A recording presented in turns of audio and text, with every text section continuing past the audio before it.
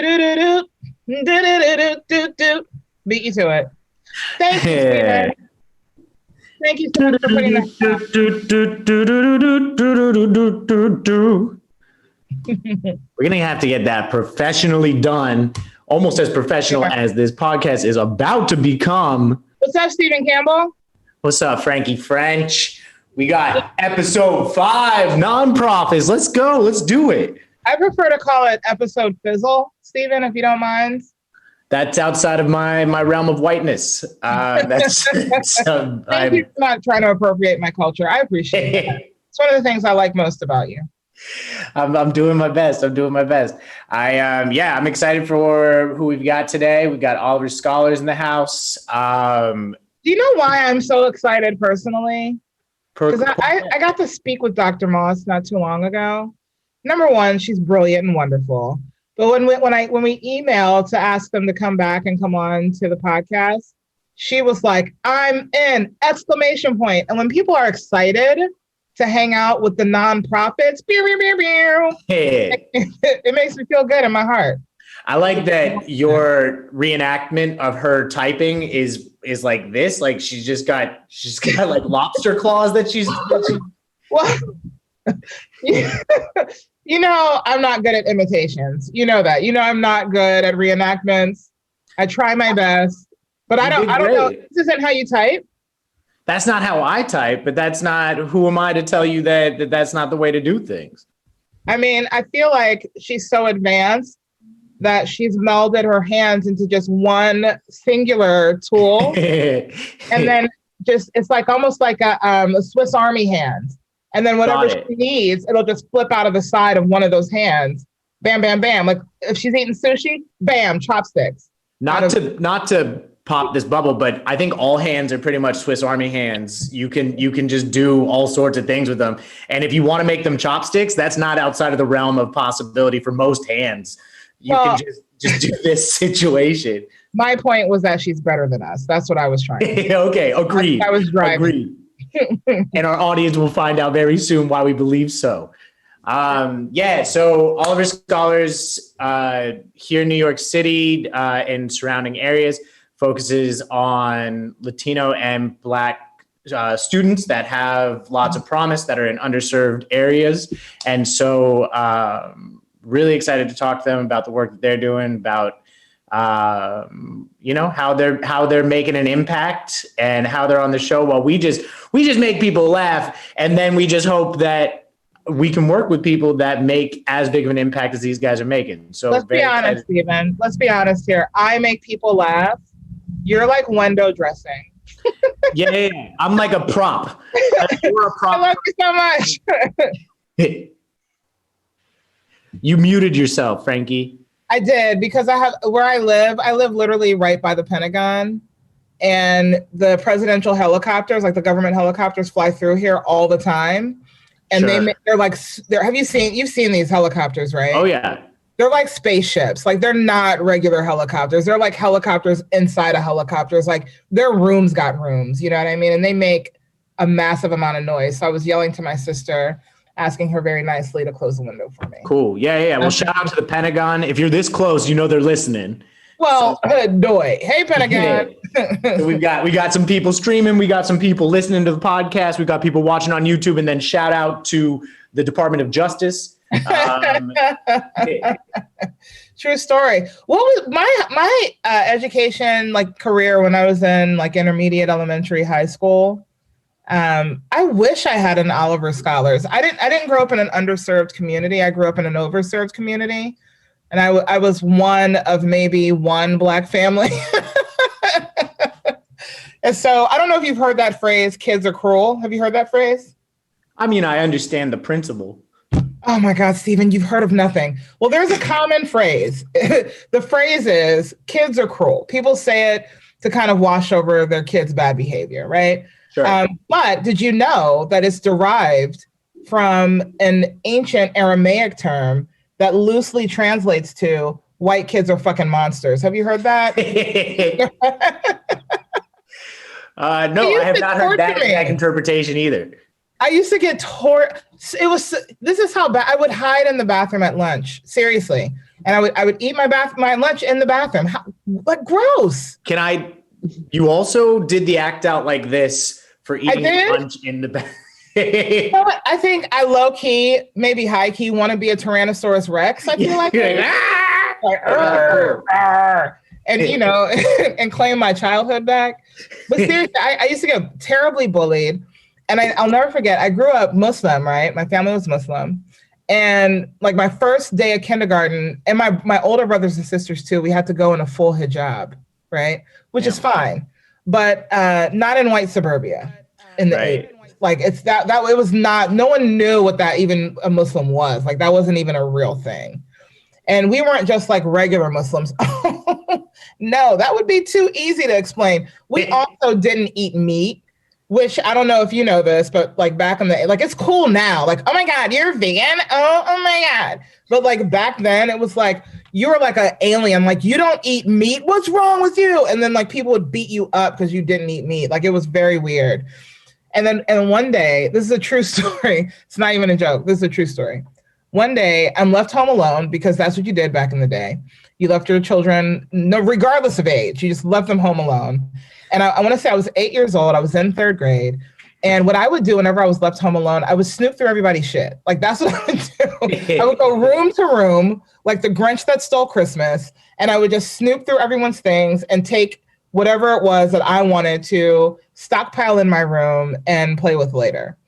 And I had gone through every room and I was down to my brother's room. I have 2 older brothers, and their room, first off, let's just say it smelled terrible. Crunchy socks as far as the eye can see. Gross. All right. So I'm snooping through there and I don't see much, right? I see a couple of Legos, a He-Man doll, some like old train tracks.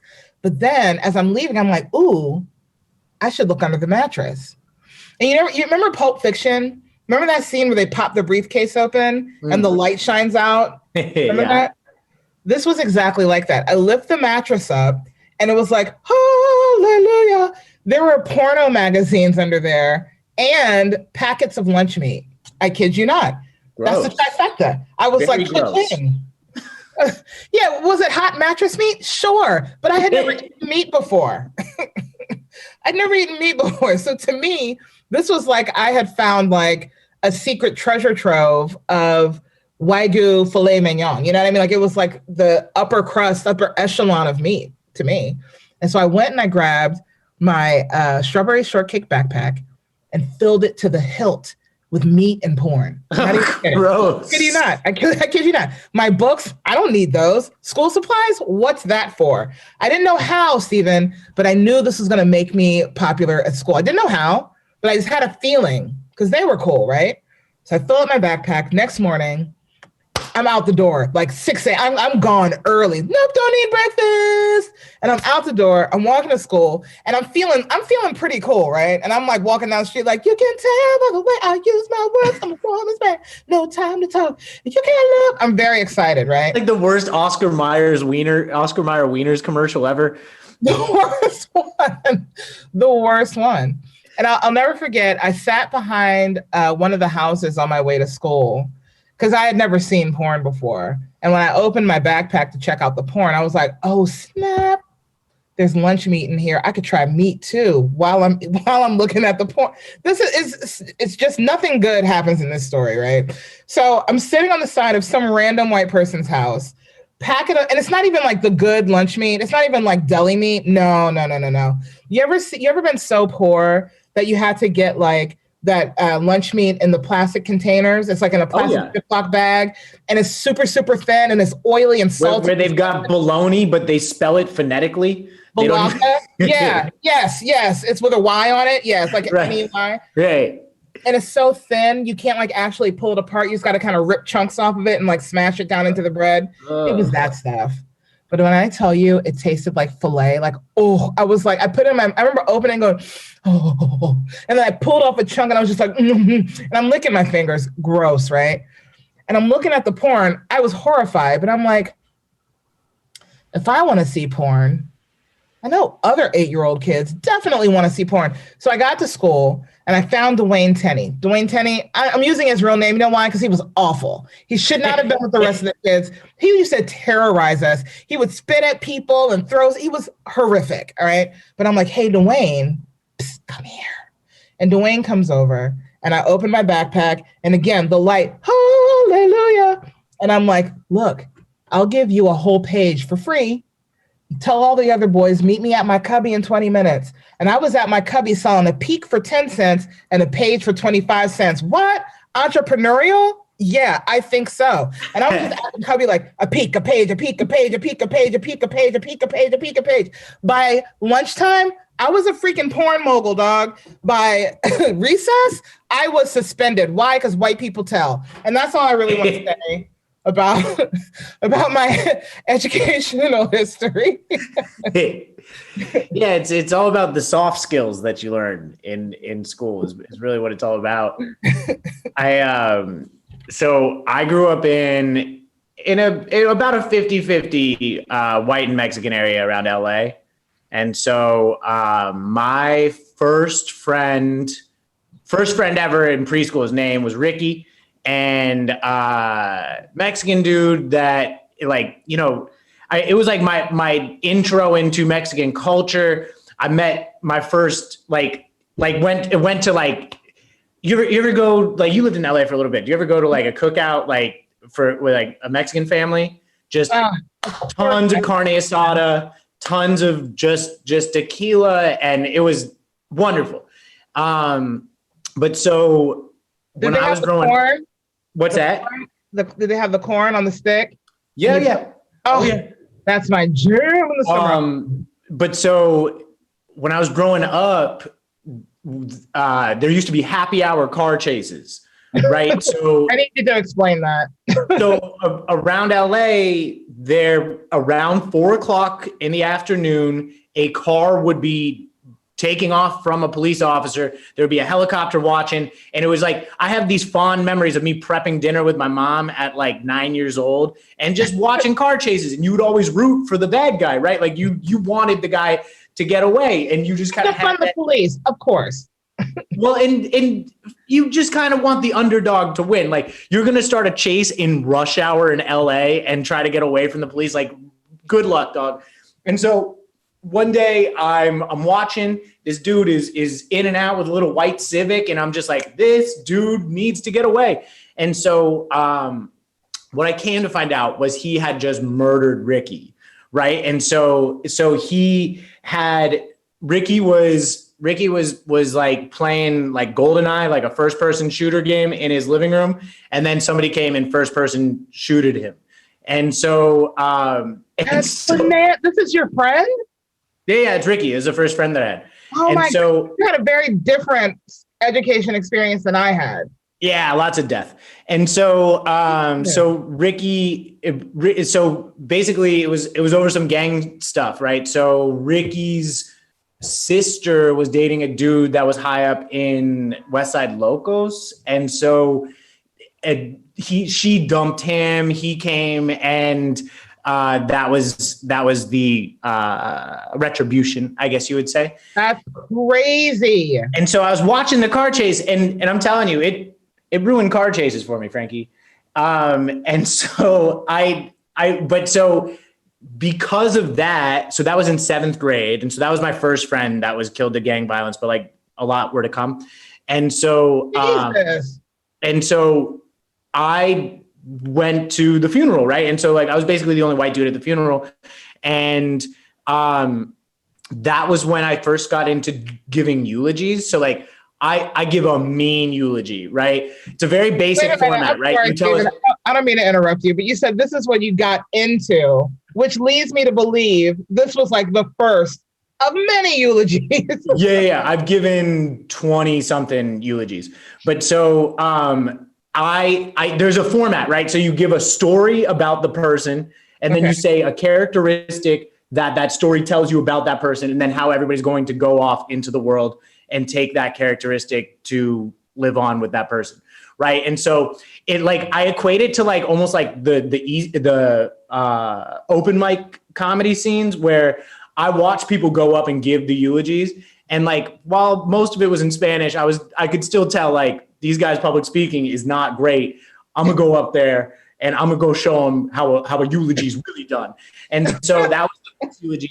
And then I started killing the eulogy scene, right? Because like whenever there was a funeral, Stephen was there, and I would just give the most baller eulogies. If you think making a group of people laugh that are already happy is hard, make a group full of people crying, laughing is so easy. Like they want that pressure release. And that's all that comedy really is like, how do you release that pressure? So everybody's in there, they're sobbing. And then you would just tell them like a little like anecdote and people would be like, oh, that was great. So I ended up becoming real close with the Mexicans and like some of the Latin gangs. And then I was like, just by my sheer whiteness was like not affiliated. That's not strong with the white supremacist gangs. So like, I just knew them via whiteness adjacent.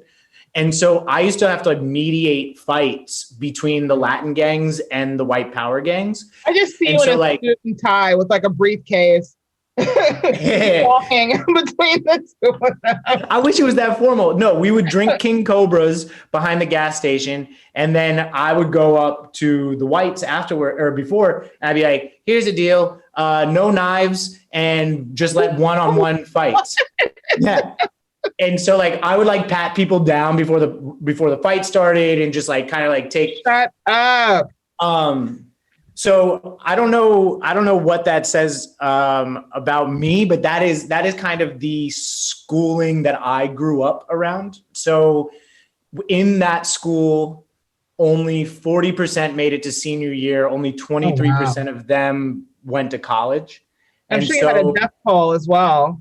Yeah, well, it's you don't, when you're in it, you don't really realize how horrible it is. And it's just kind of the way of life. But you like when you look at it in retrospect, you're just like, how was a kid supposed to? Mm-hmm. What happened? I have no idea.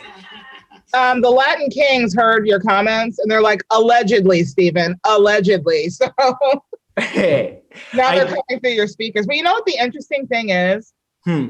Someone watching this show, right, and just looking at you and looking at me, they would assume if they heard these two stories, like just read these two stories like in a paper or whatever, they would assume that the first story belonged to you and the second story belonged to me. Well, the reason that I bring it up is most of my Mexican counterparts didn't make it out. Do you know what I mean? Whether what that looks like, if it looks like incarceration, if it looks like death, if it looks like drugs. And a lot of my less fortunate white counterparts didn't make it out. I was very lucky that like my parents forced me to go to college, right? The day I graduated was you're kicked out if you don't go to school. And so while I still grew up in that space and I still did have the exposure to that space, call it privilege of whatever sort you want to call it, but the privilege is what did afford me the opportunity to get out of there.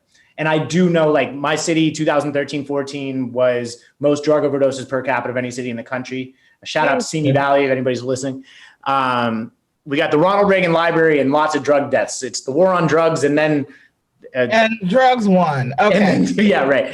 But the reason I bring it up, scholars is so important. You know what I mean? Because they're getting these kids before they experience, well, not before they experience those things, but they're getting those kids and giving them an avenue to do something greater with their life. And it does require a very special support system to that, of people that have that sort of empathy and acknowledgement of what they're going through. Right. And so I say all that it's not the funniest of stories, but it is kind of a thing where I really appreciate the work that they're doing and understand the necessity for it. And I guess that's a pretty good intro to bring our guests on. Yes, it is. You want to do the honors, Franqi? Oh my God, I would love to. Okay, ladies and gentlemen, You've heard enough from the nonprofits. Now let's talk to our nonprofit, Oliver Scholars. Ladies and gentlemen, ladies and gentlethems, please welcome the wonderful folks from Oliver Scholars, Dr. Danielle Moss, Gabrielle Gilliam, and Joanna Dejesus. Ladies, we are so honored and happy and excited to have you guys here. Welcome. Thank you so much for joining us. Dr. Moss, Joanna, how you doing? Thank you so much for having us. Yes, thank you. Here, give it 1 second. I think Jared, are we all screened up? Boom. Are we all screened up? There we go. Yeah, it's just all right. Welcome, ladies. Welcome. I'm sorry, Gabriella is not on screen. So we have Joanna Dejesus and Dr. Danielle Moss. I love saying that because I love when I see Black women just killing life, like just murdering life. It brings such a joy to my heart. I'm out here trying to do a little something, Franqi. You're not. Don't diminish that. Yes, you were doing the most, and I love it. If you're going to go to school and get that doctorate, I would be pushing it into conversation whenever I absolutely could. Just at Starbucks, they're like, "Who is it?" It's like, "Oh, it's Dr. Moss." Scream out, "Doctor!" I have to say that I was a little shy about making the transition from Ms. to Doctor, but it was actually young people that I was working with who I was at another organization at the time in Harlem, and my students were like, "Oh no, everybody, we're gonna make everybody call you doctor," because so many of them, did not have those role models outside of our organization in their life. So with that, I use it as much as I can. Shout out to Dr. Jill Biden. Yeah, keep using your doctor. Okay, yes. Because there's a lot of hazing involved to get those initials. So, and can I ask Dr. Moss? So maybe we go a little retroactively. So, what is your role right now with Oliver Scholars, and then a little bit of background of where you've come from, how you got here? Yeah, sure. So, let's see. What was your question again? First, what is your role now? That. Sure. I got so caught up in the conversation leading up to this moment, quite frankly, but I'm a little bit off my game, but I got you. So I am Dr. Danielle Moss, and I'm the CEO of Oliver Scholars. I have been working in the nonprofit sector for a few decades, definitely a little bit older than a lot of people think I am. I started my career as a middle school teacher in the Bronx. Shout out to the Boogie Down Bronx. Then I had an opportunity to work with another nonprofit serving high-risk students in Bed-Stuy. And I just, I kept coming back for young people, for the kids. And so, this is where I found my niche, my home. I started out graduate school thinking I was going to be a school principal. And then I realized that there was not a lot of freedom within bureaucracy. And so I fell in love with this sector, and I've been fighting on these streets ever since. I've actually been pretty aware of Oliver Scholars for a long time, having worked in the college access space. It's an amazing organization founded in 1984 by a gentleman named John Hoffman, who actually had a tennis program. And had some young kids in his tennis program, but he himself had attended the George School, which is a boarding school, and reached out to the admissions folks to say, I have some really talented kids, and I know if they go to public schools, they're not going to have the opportunity to play tennis competitively in a New York City public school. And that was kind of like the beginning of everything. Those students went on to do amazingly well. And that admissions counselor told other admissions counselors that John was doing this work. Someone paired him with a superintendent from Queens named Albert G. Oliver. That's where we got our name. And so Superintendent Oliver really helped him to shape the initial program, and he named the organization after him following his untimely death. And so over the last 36 years, we have graduated about 1,200 Black and brown students. Wow. Who've gone on to do amazingly well. Shout out to Joanna, who's here representing the family. And so, I would say that our kids are already high potential, high performing students. And this is where, the importance of this work gets missed so much. Black and Latino students are 60% less likely, regardless of their grades, to be identified for gifted and talented programs. And teacher bias is actually the primary reason they don't get those referrals. And even when Black and brown students have test scores that are identical to their white and Asian counterparts, they are still 20% less likely to be referred by school teachers and administrators for gifted programs. So it's not that the talent isn't already there, regardless of the circumstances. There is a lack of commitment, in my opinion, to really harness the full potential of a lot of kids in New York City. I think most kids are, just waiting for someone to say, I believe in you. Here's an opportunity. This is the way that you get from point A to point B. New York City right now is one of the most segregated public school systems in the country. It's also the largest. Currently today, it's definitely one of the most segregated. New York City is more segregated than some southern school districts, actually. And we know that. And so what we aim to do is really to help to support and uplift the next generation of Black and brown leaders. And our alumni go on to do amazing work in nonprofits and education, but they're also in finance and private equity, and we have college professors. Just to give you a little taste of how amazing our kids are. Our early college admissions so far this year for early decision, we got Harvard, we got Columbia, we got NYU, we got Colgate University, we got a Posse Scholar going to DePaul University. I mean, they pull it out the gate. And I have to tell you that during this pandemic, Black and brown students saw a 32% decrease in their college enrollment in the fall. A lot of those kids are getting jobs to help support families. A lot of those kids just had a lot of economic instability. They didn't know if they would be able to pay for college. So the fact that, because of the work that we do, our kids really have not missed a beat, despite having missed graduation, missed prom, all of those milestone celebrations that so many of us, I didn't go to prom, y'all, generally look forward to. Can I ask a question, Dr. Yeah, sure, absolutely. And this may be silly, and my apologies if it is. So Oliver Scholars is a program to support while in school, or is it a school that these children matriculate at physically?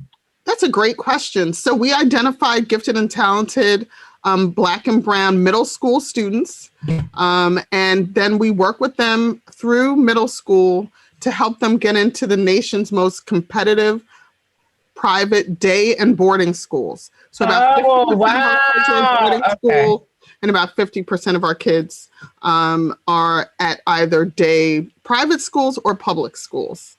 Gotcha. Okay. So you get them into the school, the better schools. Mm-hmm. I hate to say it that way, but yeah. And support them while they're there. Yep. And support them while they're there. Okay, gotcha. Yeah. And there's a big difference in schools for sure. Oh, yeah. And then Joanna's one of those people who supports the kids while they're in private schools. So Can we hear Joanna? Hi. Hi. Hello. Thank you for having us. My name is Joanna Dejesus. So my brother and I both did Oliver Scholars. I'm an alumna of Oliver Scholars. I was in the program. I graduated high school in 2013. So I went through the program in 2013 minus 4, 2009, 2008, around there. And my older brother also went. I wound up going off to boarding school in Connecticut, and then went and did my undergrad in Macaulay Honors College at Queens College in New York, and then took a year and did AmeriCorps, and then went to grad school at UConn, graduated this past May, and found my way back to, yes, thank you. Found my way back. Graduated in June. Yes. Congratulations. Thank you. I found my way back to Oliver. Actually, I never really fully was not connected to Oliver. Over the years, I volunteered. I worked as a counselor for our summer program.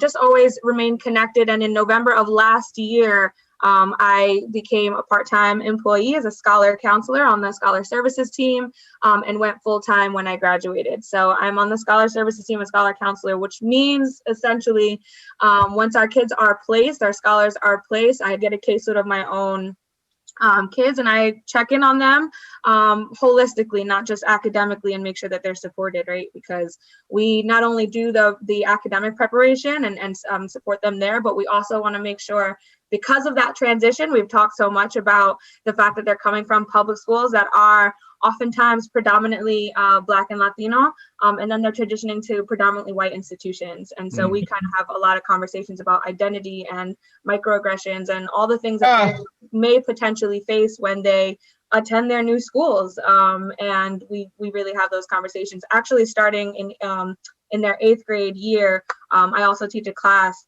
with our 8th graders that begin to talk about those things. So that's huge. I know growing up, I didn't have that support. My first day in kindergarten, the most adorable blonde hair, blue-eyed little boy, so cute, walks up to me, grabs my pinky fingers, bends them backwards, spit in my face, and called me the N-word and told me to go back to Africa, and no one helped me. Yeah, I'm not kidding. Kindergarten? This is kindergarten, my very first day of kindergarten. Jesus Christ. And no one helped me. And I remember I felt embarrassed to even tell my family when I got home. I was too embarrassed. And I felt like I was just like not here. I just didn't feel like I was a part of anything where I could go even into someone in the school. So having that kind of support. And I remember as I grew up and got older, I'll never forget this. A friend of mine, who I'm actually still friends with today, after a long hiatus, but we were walking one day and he says to me, he says, you know, you're like us. And I said, what do you mean by that? And he goes, well, you're not like really Black. You're like, you're like us. And that's why you're so cool. And I remember snapping out of that feeling. And I had felt this way my whole life, not, just wanting to belong. I want to belong. And the first time he said it, I was like, oh, I felt prideful.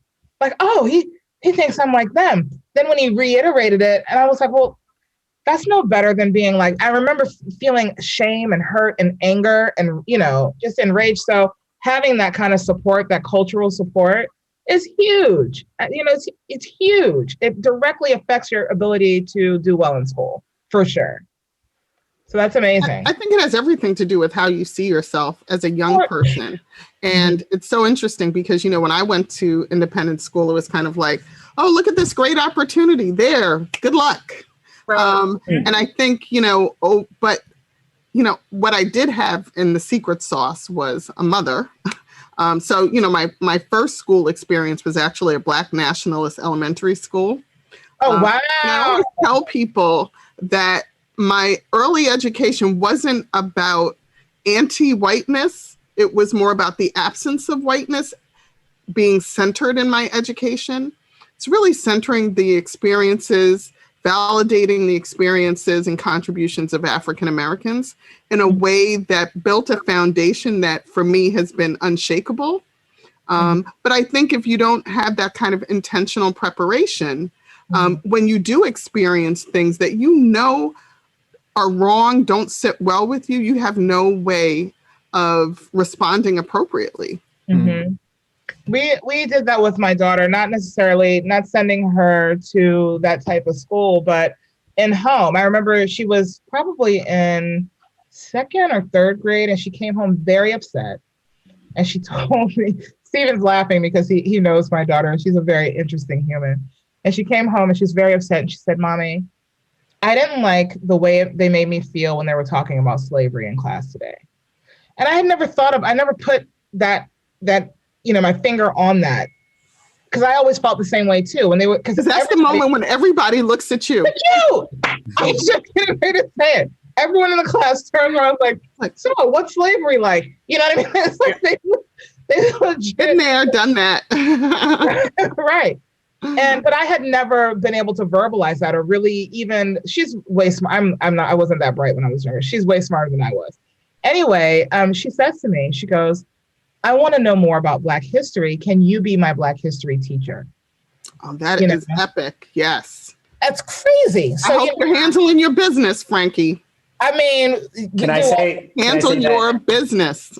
A week ago or so, Franqi and I were on a Zoom call, and I was like, I'm reading John Lewis's biography, and then I hear a little voice in the background, just like, John Lewis, who's that? And Franqi's like, absolutely not. You're writing me a 1-page book report on John Lewis this second. And it just made her go into a room to just write a report on him immediately.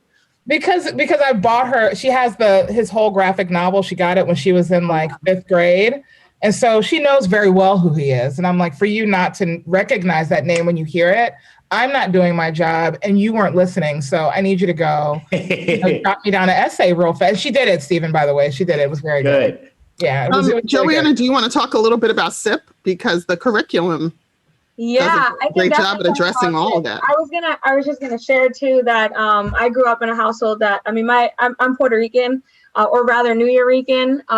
Yes, girl. I say that because I was born in New York, and I think we're a different breed. But yeah, I grew up in a household that was like that. So when I went off to my boarding school, that was a predominantly white institution, it was like shocking. I was like, oh my goodness. And I'm also super outspoken. I've always been very loud and outspoken. And I think just reconciling those differences of who I was and my identity and trying to find my space. And I'm so grateful. Like, I look back on being able to connect back with Oliver, connect with my peers there, and just kind of like find myself through them and work through that was really helpful. But in terms of SIP, which has gotten much more intense since I was in it. But we do 5 weeks over the summer. 4 weeks we do typically at a day school, and the 5th week we take them off to a boarding school so they can get that experience. And then they do Saturdays, and that summer program is from 7th to 8th grade, then Saturdays throughout 8th grade, and then they do the summer again from 8th to 9th grade. And so it's super intensive. They take classes that are not just like core academic classes, STEM, math, English. When they're doing their applications, they'll take like test prep courses as well. And then we teach a class, I teach a class called Critical Conversations that centers around talking about identity and how students identify. We talked about different identifiers and just how they identify, and really generally I provide them definitions and really let them start to think for themselves. So that way, when they get into a space, it's not the first time they're thinking, well, how do I identify racially? My gender, my sexuality, like how do I identify personally? So that way, when you do get into a space, nobody can tell you otherwise. Like that, that's like the biggest thing, is just empowering them. And they, I think initially Dr. Moss and I were talking about how it's very stressful when you're in that. And then a year later, they'll be in 9th grade and they're like, I miss Saturday Academy, or, I miss being with my SIP, my SIP, people, especially. And I got to give a shout out to the current 9th graders, our class of 2024, because they had to go remote, and they have essentially done so much remote their freshman year remote. And they have worked through it and really worked to connect with each other and learn what it's like to connect with people virtually, and build those bonds and learn their academic learning, but also like learn from one another and learn to be a part of a whole new community and make new friends. So. Do you find, so one of the things that growing up, it was very hard to pull somebody out of an existing network. Do you know what I mean? Whether that is just general troublemaking at school or it's something as serious as gangs and stuff like that. Do you find that there's a lot of friction when you have a kid coming from public school into these private schools? I don't know. Oh, what? Go ahead.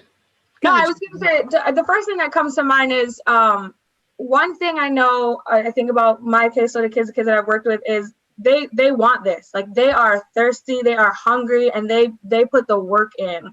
I mean, I know, I think of a couple names that pop into my head of scholars that they nominated themselves into the program, and they wanted to be here, and they're the ones that are really sort of navigating this process. And so I think that those are the first groups of kids that come into my mind. Are sometimes another challenge in terms of friction is just academically, right, where they come from being top students, high honor roll in their public schools, and then we're presenting a whole different level of academic rigor. I mean, I think that speaks to kind of the inequality of education is, public schools and the academic that they're doing, and then we're presenting them with a whole different level so that we're preparing them for their independent schools.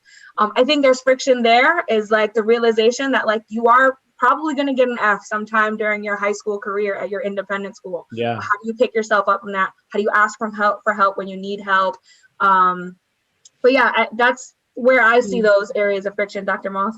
Yeah, so I was just going to say, I mean, I can't speak for all of our students more broadly, but I know that some people who do this kind of work have this notion that we are plucking kids out of communities that are bereft, that have no value, that don't have much to offer them, and presenting them with this incredible light-filled alternative. And I think one of the things that made me want to take this role was that Oliver has never quite had that position.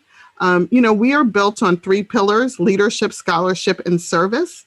From the time they walk in the door, it's like, you are not just doing this for yourself, you're doing this for your family, you're doing this for your community, and you're going to continue to reach back and bring whoever you can along with you.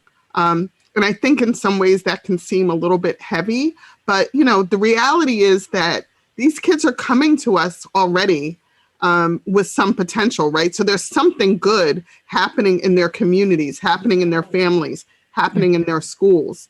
And we have to really build competency and language around recognizing the assets of even the most challenged neighborhoods and communities. Because, good things grow in all kinds of soil.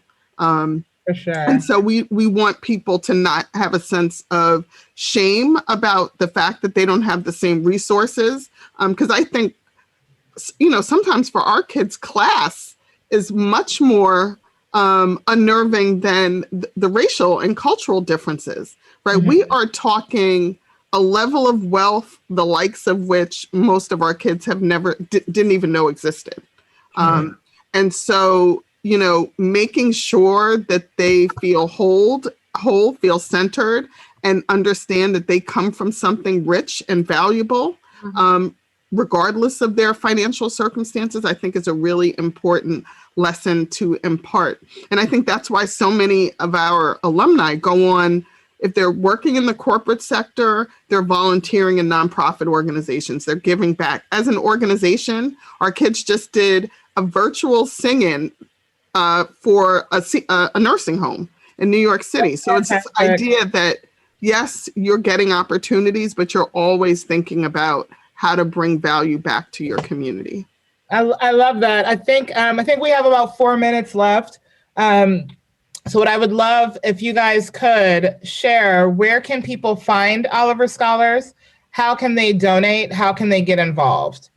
Sure. So we're at Oliver Scholars on Instagram, on LinkedIn, on Facebook, oliverscholars.org to donate, to volunteer, to nominate a student. Nominations for 7th grade students are still open until I think mid-January. So if you know a talented young person who lives in one of the 5 boroughs of New York City, a lot of our public school partners are being challenged right now in terms of like getting their nominations in time. So we want to make sure that everyone in all of our communities knows that they can nominate a student and really put them on this incredible path and journey towards success. My whole family is out there, so I'm going to reach out to my cousins like, look, girls, boys, y'all need to go ahead and reach out to Oliver Scholars and get my baby cousins in there ASAP. One of the things take good care of your cousins. I believe that in my whole heart. One of the beautiful things too that I love is teaching them empowerment and being able to advocate for themselves. I didn't have that. You know what I mean? Like I was very socially retarded in a lot of ways growing up and always very nervous. And that's one of the things I really instill in my daughter. When she has issues in class, I don't call her teacher. I tell her, you need to send them an email. Here's how you write it out. And this is what you need to say. And when they respond, we'll talk about it. And then we'll go from there. So I'm not going to always be with her. And so she needs to be able to speak up and speak out and advocate for herself and empowering these kids in this way, because usually Black kids and brown kids, we don't get to grow up. Why? Because when we're about second, third grade, our parents have to sit us down and give us the talk about the world and what the world expects from us and how we can stay safe. So our childhood gets snatched away. I would much rather have our children's childhoods be snatched away in a positive way. And what I mean by that, yes, it's your responsibility to reach your hand back and bring up the next generation. That is so beautiful. Thank you, Oliver Scholars. Thank you so much, Dr. Moss. Thanks for having us. Oh my God, shut your face. Shut your faces. Come back and back and back and back. Speaking of, so in February, Franqi and I and nonprofits, we are having a February initiative where we are raising a lot of money for different Black-oriented causes. And it looks like in the first week, we'll be talking to you guys again. So the first Tuesday of February. I'm Black, so I'm good. I don't know, just in case you hadn't noticed. That was the question. So thank you. But we will be having you guys on again, and we're going to be raising a lot of money for you guys, and I'm very excited to continue that conversation.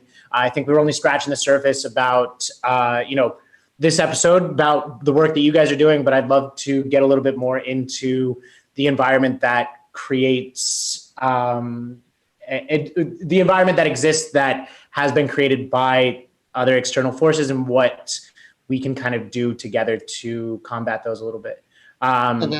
Joanna, thank you so much. Dr. Moss, I sincerely appreciate you guys. And we'll talk to you guys again real soon. Episode 5, Nonprofits. My name is Stephen Campbell. I'm Franqi French. And again, this is Nonprofits. Tonight we're at 6, but every Tuesday, 6:30, Comedy Hub's Twitch channel. We'll see you guys next week. Thank you so much. Peace. Take care. Thank you. I think I never know when we are completely off the air.